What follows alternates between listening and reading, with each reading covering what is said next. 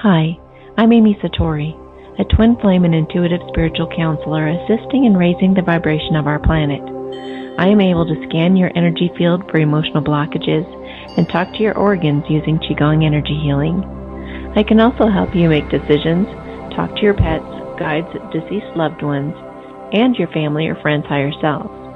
I can help you navigate your relationships and answer pressing questions in your life by talking with the unseen world. I am not a doctor, psychologist, or fortune teller. This is for entertainment purposes only, not to be taken seriously whatsoever. Having also been enlightened for 6 months years ago, I have a feel for oneness with God and use these skills I've developed to translate the images, feelings, impressions, and messages I'm given while tuning into you and your situation.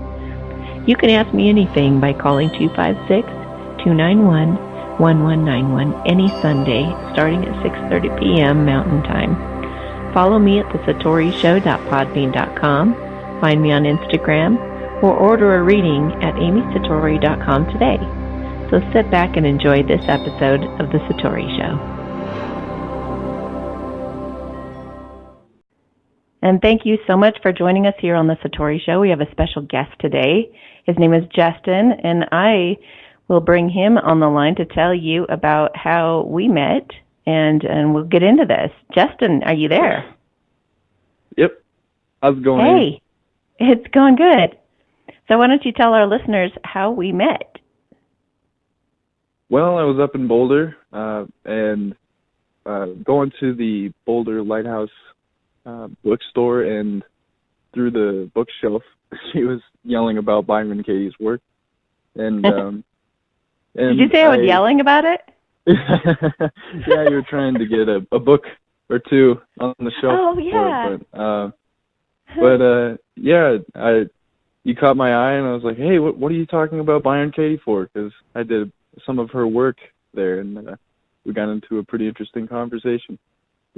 Awesome. Yeah. And so on this show, we talk about Byron Katie a lot, or I do a lot, because I just feel like it's an essential tool for every human being to have. And I'm kind of surprised that it's not in every school. Would you agree? Yeah. No, yeah, I actually do agree. The funny thing about my past teacher's story is it started in a grocery store when she was out of college. She was thinking, she just read this Byron Katie book and had huge revelations, thinking, why isn't this being taught in schools? And she turned that thought around with Byron Katie's work and saying, I could bring this to school. And so she became a teacher and wasn't the best at it, but for a couple of years she tried to integrate the work into how she ran the classroom, and it changed the whole discipline in which the kids carried themselves when they came into her classroom, because it wasn't up to the teacher to discipline them. It was up to themselves to be a better person and be a better student. And wow. She was doing that with very close and taught love through the work. And she was teaching us how to have open minds and to recognize things that would otherwise cause us pain if we don't understand. And she took this to a whole new level where she did a pilot camp with a bunch of high school students, about sophomore year to freshman, and brought in a couple of her friends' kids that were a little younger, just to see how that went. And we all did the work together on this first camp that we built. And prior to that, she had already had experience at a church group with another group of kids that she did the work with as well. But another friend of hers kind of structured the camp for her a little better. So that was kind of the main ingredient that brought it to the school. And she had us Skype with Byron Katie to tell her all about our specific story and how her work changed our perspective in the way we move about life and carry ourselves and carry our grudges, so to say. Wow. That is so exciting. When did all this happen? So I started in my sophomore year. Okay. And how old are you now? That's when I met her. Okay.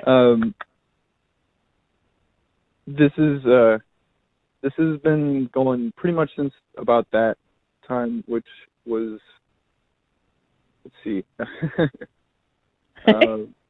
2013 to 2014. Okay. And gotcha. Since then, it's been growing and expanding in different ways and reaching out to, several different people. She has since I've graduated, she has actually moved to a different school and has a job title under more closely what she wants to do in opening a nonprofit and being the integrator of that work into schools. So she's going to be there as the work counselor, pretty much. She's going to run camps and integrate it into classrooms, teach the school how to teach these kids how to, carry this throughout their lives. And it's going as low as third graders now. And it's really interesting because these little kids are starting out with a 4-step or 4 levels of the work. And it's really interesting because the first level is these kids are so young that they don't really know the name of a lot of these very intricate feelings they're having. So the first one is just naming all of them, going through the list, and then playing feeling charades. So they, look at the kids around them and their tables, and they, act out the feelings, and the other has to guess. And they pick from a different variety of those feelings to do that. And they learn them. So when the kids come into class every day, the teachers are asking them how they feel. And it's progressing to something so cute where these kids are coming in and saying, "Oh, I'm feeling optimistic today." And there's these little third graders that have barely learned, full sentences. So it's really, endearing to hear that kind of stuff, to be intricately adapted with the work, because the work is the second step to all of that. And the third level is the relationships and how you traverse with and throughout them. And with those feelings, and you recognize what those feelings are causing in other people. And then the fourth step is just problem solving, being able to come to a middle ground and not be so reactive in your own life. And these things are very helpful for a person and aren't taught in schools. So you get to high school graduate wage and, find yourself a little antisocial for that reason. Right. And can you just imagine how the world would be different if we were all doing this work? Yeah. She's actually trying to expand into other schools as well. She has another school I fail to remember the name of, but she is talking to one of the district representatives as well. They came down to observe one of the classrooms where it was the third graders playing acting or feeling charades, and she loved it. So it's on a really good track to possibly spread like a virus through the school system. I just used that terminology in last night's episode. That's funny. Yeah, but that's what we're hoping it will do. Yay! That is just so exciting. But I have to say this though, when you first heard about the work, I mean, and from it's like we've been talking it up for almost 10 minutes now, and it's very exciting for us because we know what it's done for us, which I'll ask you about in a minute. But it probably sounds to the listeners, if they've never done this before, like it's hard or complicated somehow. And I know that, like, just as a society, we tend to kind of run away from fearful thoughts and kind of bury our heads in other things or even addictions and things like that. So that's like the norm. So when we talk about, and you go to counseling and it just draws out forever. You go every week, and it a lot of times doesn't make all that big of a difference except that you actually feel heard, which feels nice. But this is something very, very different than counseling, and it's something that you can actually do by yourself with a piece of paper and a pen. That's all you need, and it takes about a half an hour to 45 minutes to work out one thought. But can you explain to our audience what it is? What is the work? Like, what are you talking about? So the work is a few simple questions to sit down and recognize some base facts about your problem. It's, if you look at it simply, a third grader can understand this in about 3 steps. A cartoon of a guy, and you put a name to this, the problem, and you say, what would you like him to do to better this problem or to turn around this problem? It's essentially just having a thought, which I haven't really practiced the work in a while, so it's a little tough to explain, but okay, I can do it. Yeah, if you could take it and fill in a little. Yeah, we'll help each other out here. And now we're making it sound really complicated. No. Okay. Yeah, I don't want to. It really is simple, but okay. So basically, you have a thought like, "I'll never have enough money." That's one of the most common things that people are afraid of out there when they come to me. So you would take that thought and say, I'll never have enough money. And then you ask yourself, is it true? Yes or no? And that's just kind of just a check, like how you doing? What do you believe in? And it's not any kind of judgment, and you don't have to stand by it by any means. Just yes or no, you answer. And then you take a look at what does it cause or what happens to you when you believe that thought is true. Well, I have anxiety. I can't sleep at night. I toss and turn. I might try to manipulate situations to make sure that I'm making enough money. I might lie to this person and take from that person. I might get desperate. I might sound really needy to family members. I might get 5 jobs because I'm so afraid. It's like the list goes on and on, but you list it all out.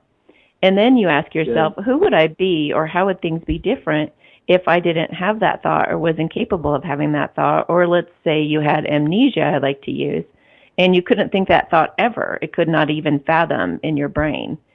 So then you start going, oh, geez, well, I guess I'd be relaxed. I'd probably look for a job because I wanted to enjoy myself and bring in money doing what I like. I would probably get a good sleep. I probably wouldn't manipulate anymore, or not for that reason, I suppose. And you just go through basically everything in the original, everything you listed originally, and you go back and you pretty much say the opposite of all of that. And then you do all these turnarounds to all these different angles that you could think of, like to the opposite. It can be to the opposite person, the opposite situation. You put it against your mind. Yeah. So you would say something to the effect of, I'll never have enough money. So the opposite would be, I do have enough money. And you would list all the proof and evidence as to why that is just as true, if not truer, than the original statement. And you list everything that you can possibly think of. And then you go to the, the opposite person or the opposite situation. You just keep turning it around, and you have these epiphanies as you're doing the work that you start to realize that everything is essentially neutral, and we're picking and choosing what we believe, and either it's causing suffering or it's causing freedom. And the more you do the work, it starts to deprogram or reprogram your subconscious mind to actually work for you instead of against you. Does that sound right? Yeah, it does. And it lets you work a little more consciously in life, make those choices. Yeah, I can't wait to see how the child's version is. I'd love to see that at some point. Are you still involved with the program? I just outreached to Rachel Pickett yesterday to meet with her and make sure I was up to date on her work and what she's doing lately. And cool. Right now she is trying to just better the camp and expand it to even more grades. A lot of the time the third graders have been really receptive of this, and they're really playful and love it. And when you go into middle school range, they're a little standoffish at first, and then they kind of, grasp onto it. But if you are able to, spread to other schools, and she could hire other people to teach the work, be ambassadors for the work, and integrate it into the curriculum in a way. So what difference would you say that it had on your life when you did this program?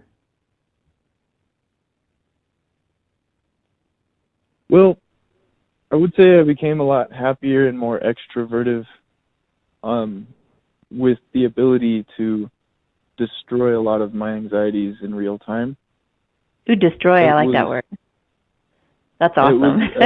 It was a tool that in high school I could use to be a more vibrant person and be more comfortable in my studies, because I myself did focus on art and was not as interested in, the more scholastic endeavors. So when I had to, bring up confidence about just doing more of my art or whatever work it had to be done, it was just something that could just keep me in the moment, something I could use to keep my brain quiet if need be. Did you find yourself having more of a sense of humor? I know I did. I've become pretty funny and so much more lighthearted than I used to be. I used to take things so serious. Yeah, it's true. I don't think I've lost my temper in a year and a half or so. Oh, that's awesome. It's a nice thing, just not being in a place where you're so affected or reactive. The only thing you can control in this life is your reaction, and this is the best tool to get to a place where you are in full control. Boy, that's so true. So true. And I don't know if you actually knew of some of the HIV studies that were, I believe in Africa, they had a group of HIV. It's like an AA group, I believe. It's similar to that, but they meet and did the work of Byron Katie and had significant improvement in a lot of their moods and health in a lot of the ways that following months that they were practicing this. It is really something magical. Well, and it essentially, and this is why I promote it all the time, because I do a lot of work with twin flames and soulmates and things. The twin flame journey is not the easiest, so it's kind of challenging. So if you can use it for your own self growth, your own personal growth, and learning how to take personal responsibility, it really makes that relationship super powerful, and then it creates these power couples that go out and make a big difference in this world. It helps you to essentially kind of just have a sense of freedom from having to be entangled or codependent. I mean, it just empowers you. It makes you feel like you can do something about anything. I mean, doesn't it feel good to know that no matter what you come across in this world or what circumstances could ever happen around you, that you have this tool and you can always do the work and feel relief and feel like everything's fine, everything's okay? It's true. Isn't it comforting? It feels like breathing now, and it's a lot more calming than it ever used to be. And it gets better and better the more you apply it to life, and the more situations that come up that you can realize that you can become a wiser person by living your life in a better way that you never realized before, because it gives you such an open mind. Yeah, and doesn't it also help you to read people better too?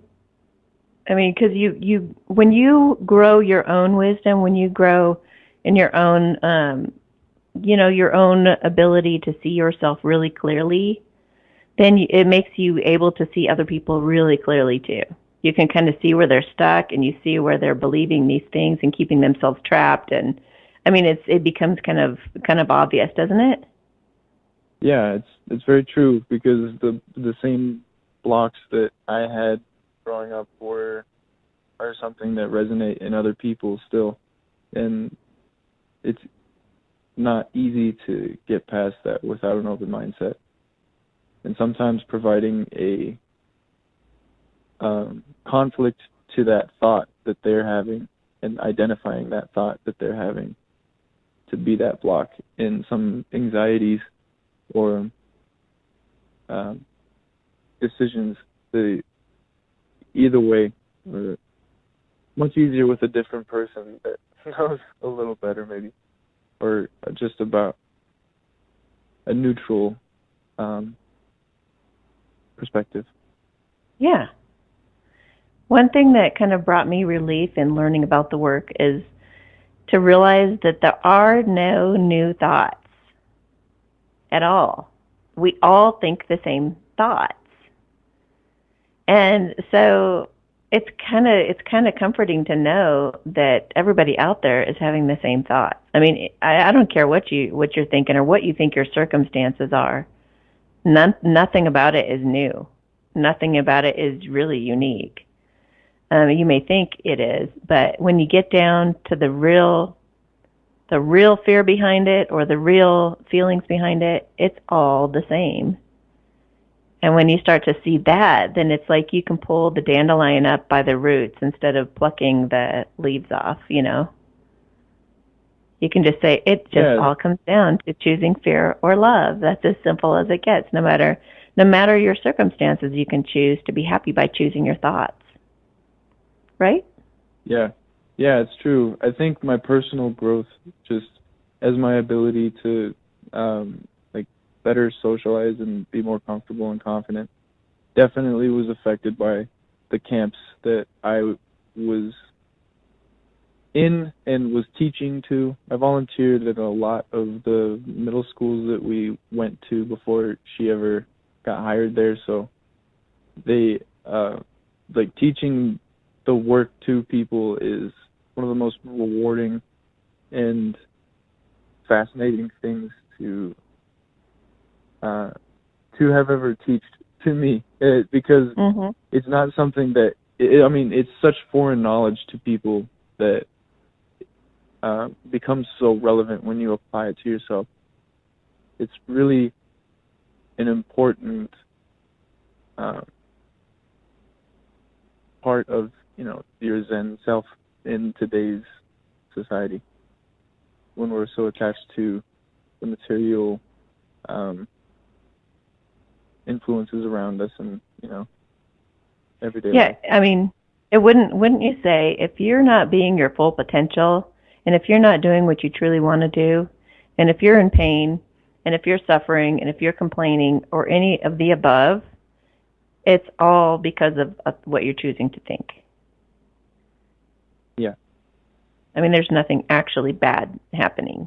It's just you're keeping yourself from your dreams. You're keeping yourself from what you want with a simple thought.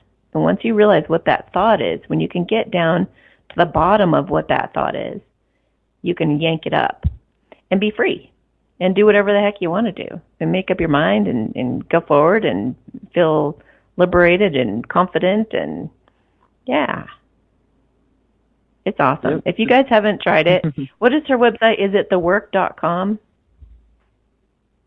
I think that there's a couple. I think there's the Thinking Project on Instagram. If you search that up, there's a lot of information on where else to find it. I don't know if there's an official website. Yeah, I just found it. Probably be. Oh yeah, good. No, I mean I found Katie's page. It's thework.com, and she has on there a free worksheet called Judge Your Neighbor. It's the Judge Your Neighbor worksheet, and you can print that out and learn how to do these exercises. The way that I do it is I'll just put a thought at the top of the page, and then I'll dissect it with those 4 questions.